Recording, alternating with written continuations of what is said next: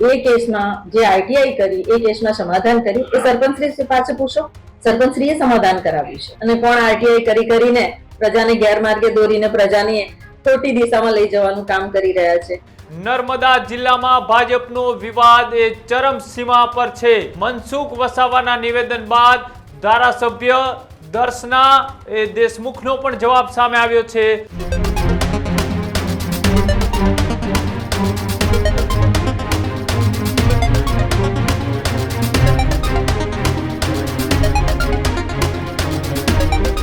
સમાચારોમાં આગળ વાત કરીએ. દક્ષિણ ગુજરાતમાં ભારતીય જનતા પાર્ટીમાં એ વિખવાદ ચરમસીમા પર પહોંચ્યો છે. એક બાદ એક નિવેદનો સામે આવી રહ્યા છે. ત્યારે હવે નર્મદા જિલ્લામાં ભાજપનો વિવાદ એ ચરમસીમા પર છે.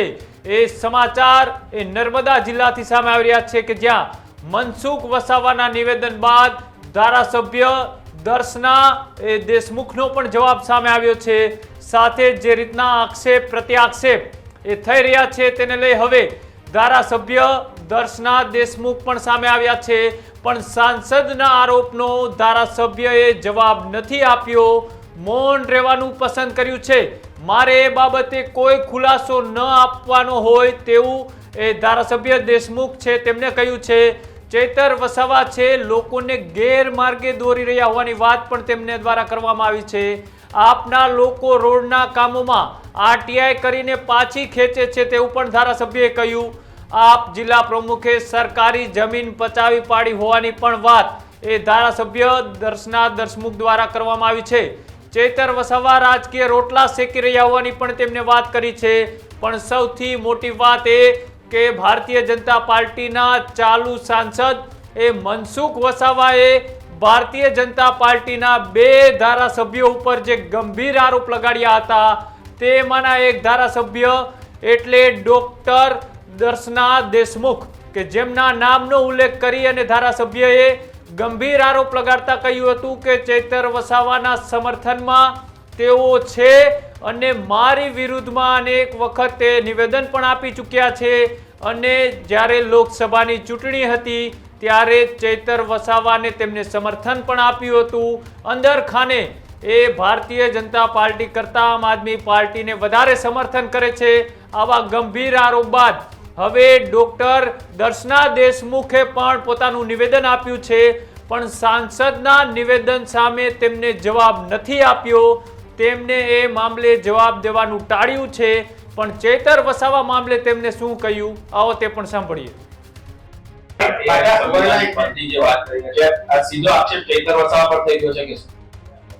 જો આપને મેં પહેલા પણ જણાવ્યું કે જેણે આરટીઆઈ કરી છે એની માહિતી તમને મળી જ જશે, સરકારમાંથી વિભાગમાંથી મળી જશે. બરાબર છે, તમે શોધી લો કોણે આરટીઆઈ કરી છે અને કોણ આરટીઆઈ કરીને પ્રજાને ગેરમાર્ગે દોરીને પ્રજાની ખોટી દિશામાં લઈ જવાનું કામ કરી રહ્યા છે. મારે તો એમને પૂછવું છે આ સંવૈધાનિક પદ ધરાવતા નેતાશ્રીને કે ભાઈ તમે તમારા કાર્યકર્તાઓને કાબુમાં રાખો, બાકી તમારા કાર્યકર્તાઓ સરકારની જમીન જે હડપી લીધી છે અને પછી તમે હાઈકોર્ટમાં ગયા છો એ માહિતી બી છે અમારી પાસે. તમારો જિલ્લા પ્રમુખ શું કરી રહ્યો છે અને ક્યાં જઈ રહ્યું છે તમે એ પણ તમે જુઓ. બરાબર છે. આપનો જિલ્લા પ્રમુખ નિરંજન વસાવા છે. અને બીજું બેન કે ખાસ તો એ છે કે જે તમે જે આક્ષેપ કરો તો સીધો આક્ષેપ તમારો નિરંજન વસાવા પર છે, જિલ્લા પ્રમુખ આમાં. અને બીજી વસ્તુ તમે એક વાત એવી કહી કે હવે કેસ એ લોકોએ સમાધાન કર્યું, કયા કારણસર કર્યું અને કેમ? એ કેસમાં જે આરટીઆઈ કરી એ કેસમાં સમાધાન કરી એ સરપંચશ્રી પાસે પૂછો, સરપંચશ્રીએ સમાધાન કરાવ્યું છે. તો આપ એમને પૂછી શકો છો, એમની બાઇટ લઈ શકો છો કે સરપંચશ્રીએ સમાધાન કરાવડાવ્યું અને કેસ પાછો ખેંચાવડાવ્યો હતો. કયા કારણસર સમાધાન કરાયું? આ રસ્તો એ જ તો જાણવાની જરૂર છે ને તમારે કે કયા કારણસર એને સમાધાન કર્યું. સમાધાન કરવાના ઘણા બધા રસ્તાઓ હોય છે. બરાબર છે. ગઈકાલે રસ્તો જે રેલી નીકળી ચૈતરભાઈ વસાવા એ સાચું છે કે ખોટી? તમે શું કહેશો? સદંતર ખોટી વાત છે. મેં તમને પહેલા બી કીધું કે સરકારમાં આખી પ્રક્રિયાઓ ચાલી રહી છે અને આ જંગલની બાબત આવતી હોય એટલે એ ખરેખર ખૂબ જ સંવેદનશીલ બાબત હોય છે. વન સંરક્ષણની બાબત આપને મેં પહેલા બી જણાવી છે. એનો દેશ શું હશે? પ્રજાને ગેરમાર્ગે દોરવાનો. કોઈ નહીં આવતું લાગે ગઈકાલે જે આમ આદમી પાર્ટી દ્વારા એમના ધારાસભ્ય શ્રી દ્વારા જે રેલી કરવામાં આવી એ સદંતર પ્રજાને ખોટી દિશામાં ભરમાવવાની વાત છે અને સરકારના જે નિયમો છે એમની એમને જાણકારી નથી એવું માની શકાય એવું નથી. લોકોને ગેરમાર્ગે દોરીને પોતાનો રાજકીય રોટલો શેકવાનું કામ આ આપ પાર્ટીના લોકો કરી રહ્યા છે. ભારતીય જનતા પાર્ટી હંમેશા પ્રજાની સમક્ષ રહીને પ્રજાની સાથે રહીને પ્રજાના પ્રશ્નો હલ કરતી હોય છે. ખોટી રાજનીતિ કરીને પોતાનું લેવલ ઊંચું બતાવીને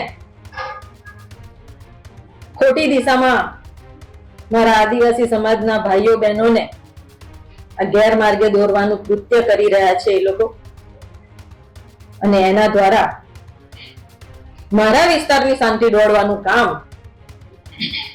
આ આપ પાર્ટી દ્વારા થઈ રહ્યું છે. હવે આપણે શું પકડાયું છે થઈ ગયું. બીજી બાજુ બેન સાંસદ શ્રી એવું કહી રહ્યા છે કે દિવાળી પછી આનું કામ ચાલુ થશે, તો એ કેટલા અંશે યોગ્ય છે? હા, એ કામકાજ ચાલુ થઈ જ જવાનું છે. સરકારની પ્રક્રિયાનો ભાગ છે. એમાં થોડુંક આગળ પાછળ થાય, થોડુંક મોડું વહેલું પણ થઈ શકે અને કામકાજ ચાલુ તો થવાનું જ છે. એકવાર શરૂ થયું છે તો બંધ નથી થવાનું. કામગીરી તો પૂર્ણ થવાની જ છે અને એ જૂના રાજની પ્રજાને સારો રસ્તો મળી રહે એ પ્રક્રિયા થવાની જ છે. બીજી બાજુ સંસદે એવું પણ કહ્યું છે કે દસ્તાવેજ ચૈતર વસાવાને સપોર્ટ કરી રહ્યા છે. એ બાબતે આપનું શું કહેવું? એ બાબતમાં મારે કોઈ ખુલાસો આપવાનો ના હોય.